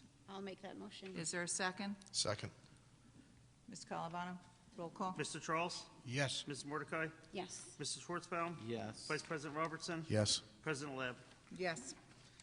Okay, reports from the board president and/or board members. I guess I'll start. Saturday, I attended 2 meetings at the New Jersey School Board Association. The first was an assembly delegate meeting where there was a resolution from Marlborough Township, and the intent of that was to put the burden of special education cases on, and the burden of proof on the party who was questioning the IEP. It passed 2-1, and basically, we pass resolutions, and then they go to lobby the legislators to change the law. New Jersey School Board Association Special Education Committee had an interesting discussion. We had a teacher in from, I think it was Hopewell, and what she was talking about was the PARCC test, where the special education students currently are required to be tested on their grade level of their chronological age, not necessarily the grade level that they're functioning on. And so therefore, the thing is, you're setting the kids up to fail. If you know the kids are on 2nd grade level and they happen to be 10 years old in their 5th grade, why are you testing them on 5th grade when you're presenting 2nd grade work to them? So there's going to be a lot of discussions with legislators, ESSA folks, and we're going to see what we could do about it, because right now it's just not fair to the children. And that was the basic gist of my Saturday morning. Okay, Sandra? I had the pleasure of attending the soccer banquet this past Thursday, and I want to say that every time I go to a student-athlete event, I'm always impressed at how many of our students are on the honor roll and in AP classes, and time managing and juggling their schedules to make sure that they excel both in the classroom and on the field. So kudos to our girls soccer team. I believe Mr. Robertson was also there. Yeah, and the other thing to note too is how our girls soccer and Coach DeVore have really turned things around. Girls soccer is now a serious contender, and we have many good years ahead of us because we have a lot of young talent. There were 4 freshmen that are getting major time. including actually one Coach Nevin's daughter was made first team for the conference.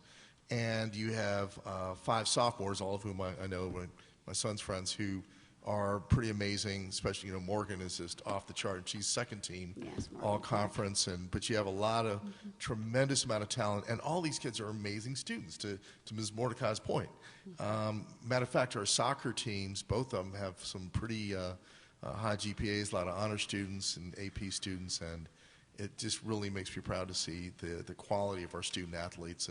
But real congrats to the girls team for turning things around and really giving us an exciting season. And we're going to miss Annabelle. Annabella. Yes, we are. So she's pretty spectacular. Just to add on to that, Mr. Rutsky, that made me recall something. We haven't had an ASAP report in a while, and I know that's such a good initiative. When we first started the Student Achievement Program, I know we had a bunch of students in there, and I know over the years it has gone down all the way down to less than 10%. If you could just follow up with Mr. Blight and make sure that we get a report. Mr. Mendez and I look at them all the time, and we're having the conversations with the principals all the time. Good. So that we're making sure that they're still doing that and following up with the coaches, et cetera. Wonderful. Thank you. Mr. Charles. 2 things. This Sunday is the football and cheerleading banquet at the Hanover Manor from 12 to 4. Yep.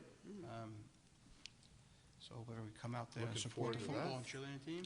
And also, it's maybe a little bit late, but Wednesday is the Council of PTAs and a bunch of organizations in towns, our annual toy drive for St. Jude's Children's Hospital. It's an open event. It's hosted at 466 on Prospect Street, so it's open to not just West Orange residents, but anyone in the surrounding areas. Please come. And Mr. Charles is being modest because he's the leader of that charge, and it's become a really fun annual event. Ronnie, I'm going to have to leave my toys with you. I actually have an alumni event that night, but congratulations on continuing something that's really very special for our community. I appreciate that.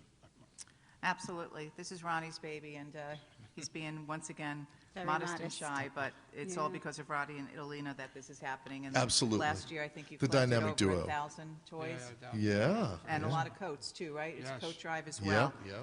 Very nice. Congratulations, Mr. Yeah. Charles. Keep it going. Mr. Rutsky, before I continue on with my colleagues, the cheerleaders just did something. They're going Yes. to Florida. Yes. They made the Nationals. Can you just give us an update? 'Cause Sure. Yeah, the JV and the varsity both qualified, but only the varsity goes to Florida. So they will be traveling down there and hopefully competing at a very high level to win the championship and bring it back home. All righty. Okay. And I know they were actually bagging groceries the other day at ShopRite because Lisa posted a picture Yeah. because they're trying to Yes. raise some money. Very nice. Okay, Mr. Robertson. I'm just in mine. Soccer banquet. We're good to go. Okay, Mr. Schwartzbaum. I'm good. All righty, you're good. Okay.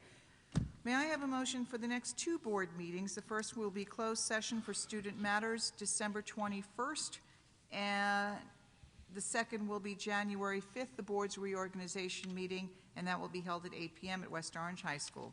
May I have a motion? I'll I'll make that a motion. I'll second. All right, all in favor? Aye. Aye. Okay. Aye. No, January 5th is a Thursday, Yes, it is. Yes, it is. not a Monday. It is a Thursday. Correct. Thank you, Mr. Schwartzbaum, for We've had bringing it on that to our Wednesdays or attention. So Thursdays, that means sometimes there's with no snow. Thursday night football, but normally you don't have Monday night football, so who cares, right? All righty. It's time, sorry. All right, it's time for petitions and hearings from the citizens. If anybody has any questions or comments, now's the time. Good evening again. Maritza Brown, 5 Linden Court, West Orange, New Jersey. And I'm here to request to be added to your next board meeting. I think I just heard January 5th. Well, that is the reorganization meeting. The next true board meeting will not be until January 12th? 23rd 12. or something like that? I think so. That's correct. Okay. Yeah, the reorg meeting is simply the reorg meeting. Okay. And we don't really have any other business other than that. Getting acclimated. Okay. So the purpose for me being here tonight is to announce to the board that I am a member and also the president of a new nonprofit organization in West Orange. We have 4 main causes. The first one is supporting women in and exiting abusive relationship. The second one is supporting teen mothers to be productive and focused on accomplishing their purposes. The third one, passionate and dear to me because I chair that cause, is complementing financial literacy in the school system for the teens. We have 2 awards, the Financial Discipline Award, which is tailored to assist the teenagers ages 13 through their junior year, because we have some teens that are in their junior year as well as we have 17-year-olds that are seniors. So we qualified it by stating 13 years through the junior year. The Financial Discipline Award comes with 3 prizes, $500, $300, and $200. I'm going to give you the elevator pitch. So the condition for the students or the teens that participate and register in the Financial Discipline Award program is that we'll have 3 winners, 3 cash award winners, but we will have 20 participants. The entire 20 students will receive a trophy. The cash award goes to the top 3 that saves the most in the expenses for the household. So we're looking to band together with the school system, unify ourselves with the school system, and complement the financial literacy program that's already in place. We're looking to challenge the teenagers to apply the lessons that are learned in the class into the household, influencing financial literacy adaptation earlier in their educational process. Because learning and applying and passing the classes is not sufficient to prepare them. So if we can have them embrace those disciplines that you have in the school system by complementing it with this challenge, I believe will influence, but more above that is getting the community involved. So, Madam President, we spoke briefly on Exit at the last meeting, and I had mentioned to Madam President that we were partnering with Chase Bank, and I think it's Primerica, a financial coach with the Primerica service. And you recommended speaking to TD Bank, which we have. Sam Osei. Sam at TD Bank. And one of the questions that I had for him was, and we'll give you more details once we're on the calendar, but one of the questions I had for him is, our condition is that 50% of the cash award goes into a 529 college account. However, the 529 college account, so let's take example, we have 3 winners. $500, $300, and $200. So if there's a minimum for the year, because we're not looking to have $50 per month, so we need to know what's the minimum contribution to open that college account. He doesn't have an answer for me as yet, but Primerica said it was $250 or $25 a month, something like that, right? But they also came back to us and said that there may be a fee tied to the management of the account. So what we need to know back from them is, what is that fee? Because then we won't penalize the winner by taking it out of the cash award that they will get. Okay. So the award will be 50-50. They get a cash award, and the balance goes into the 529 college account. So we may have to raise the awards because we want to make sure that we can meet the minimum for the 529 account. So at a high level, it's getting the board involved, getting you aware of what we're doing, speaking and engaging the teachers to promote it electronically. We're doing our very best. The parents is key. So I see there, how many parents here? I know 1 parent. Okay. Actually, so, Ms. Brown, I'm going to have to cut you off. We only have a 3-minute limit. We'll get you on the agenda. Perfect. But thank you for bringing this Perfect. to our attention. Thank you. And reaching awesome. out to Sam. Thank you. Okay, thank you. Sounds great. Sounds awesome, absolutely. Just so the board is aware that Ms. Brown and I met, and we're working with Ms. Mullen on promoting this within the school. As you know, we have the requirement of the financial literacy class, and it ties in perfectly. So we're helping and assisting where we can. And that's a full year for juniors, or it's a semester? No, it's a semester, but there are other opportunities for kids in the same program, the business classes and things like that. Great. So Ms. Brown met with the teachers of that program, and we're, again, trying to get that link and alignment going. Okay. Any other questions from the public this evening? Sandy, got anything? You're good, okay. May I have a motion to adjourn, please? I'll make a motion. Is there a second? Second. All in favor? Good night, Merry Christmas, Have a Happy good night. Hanukkah, and Happy Merry New Year. Christmas.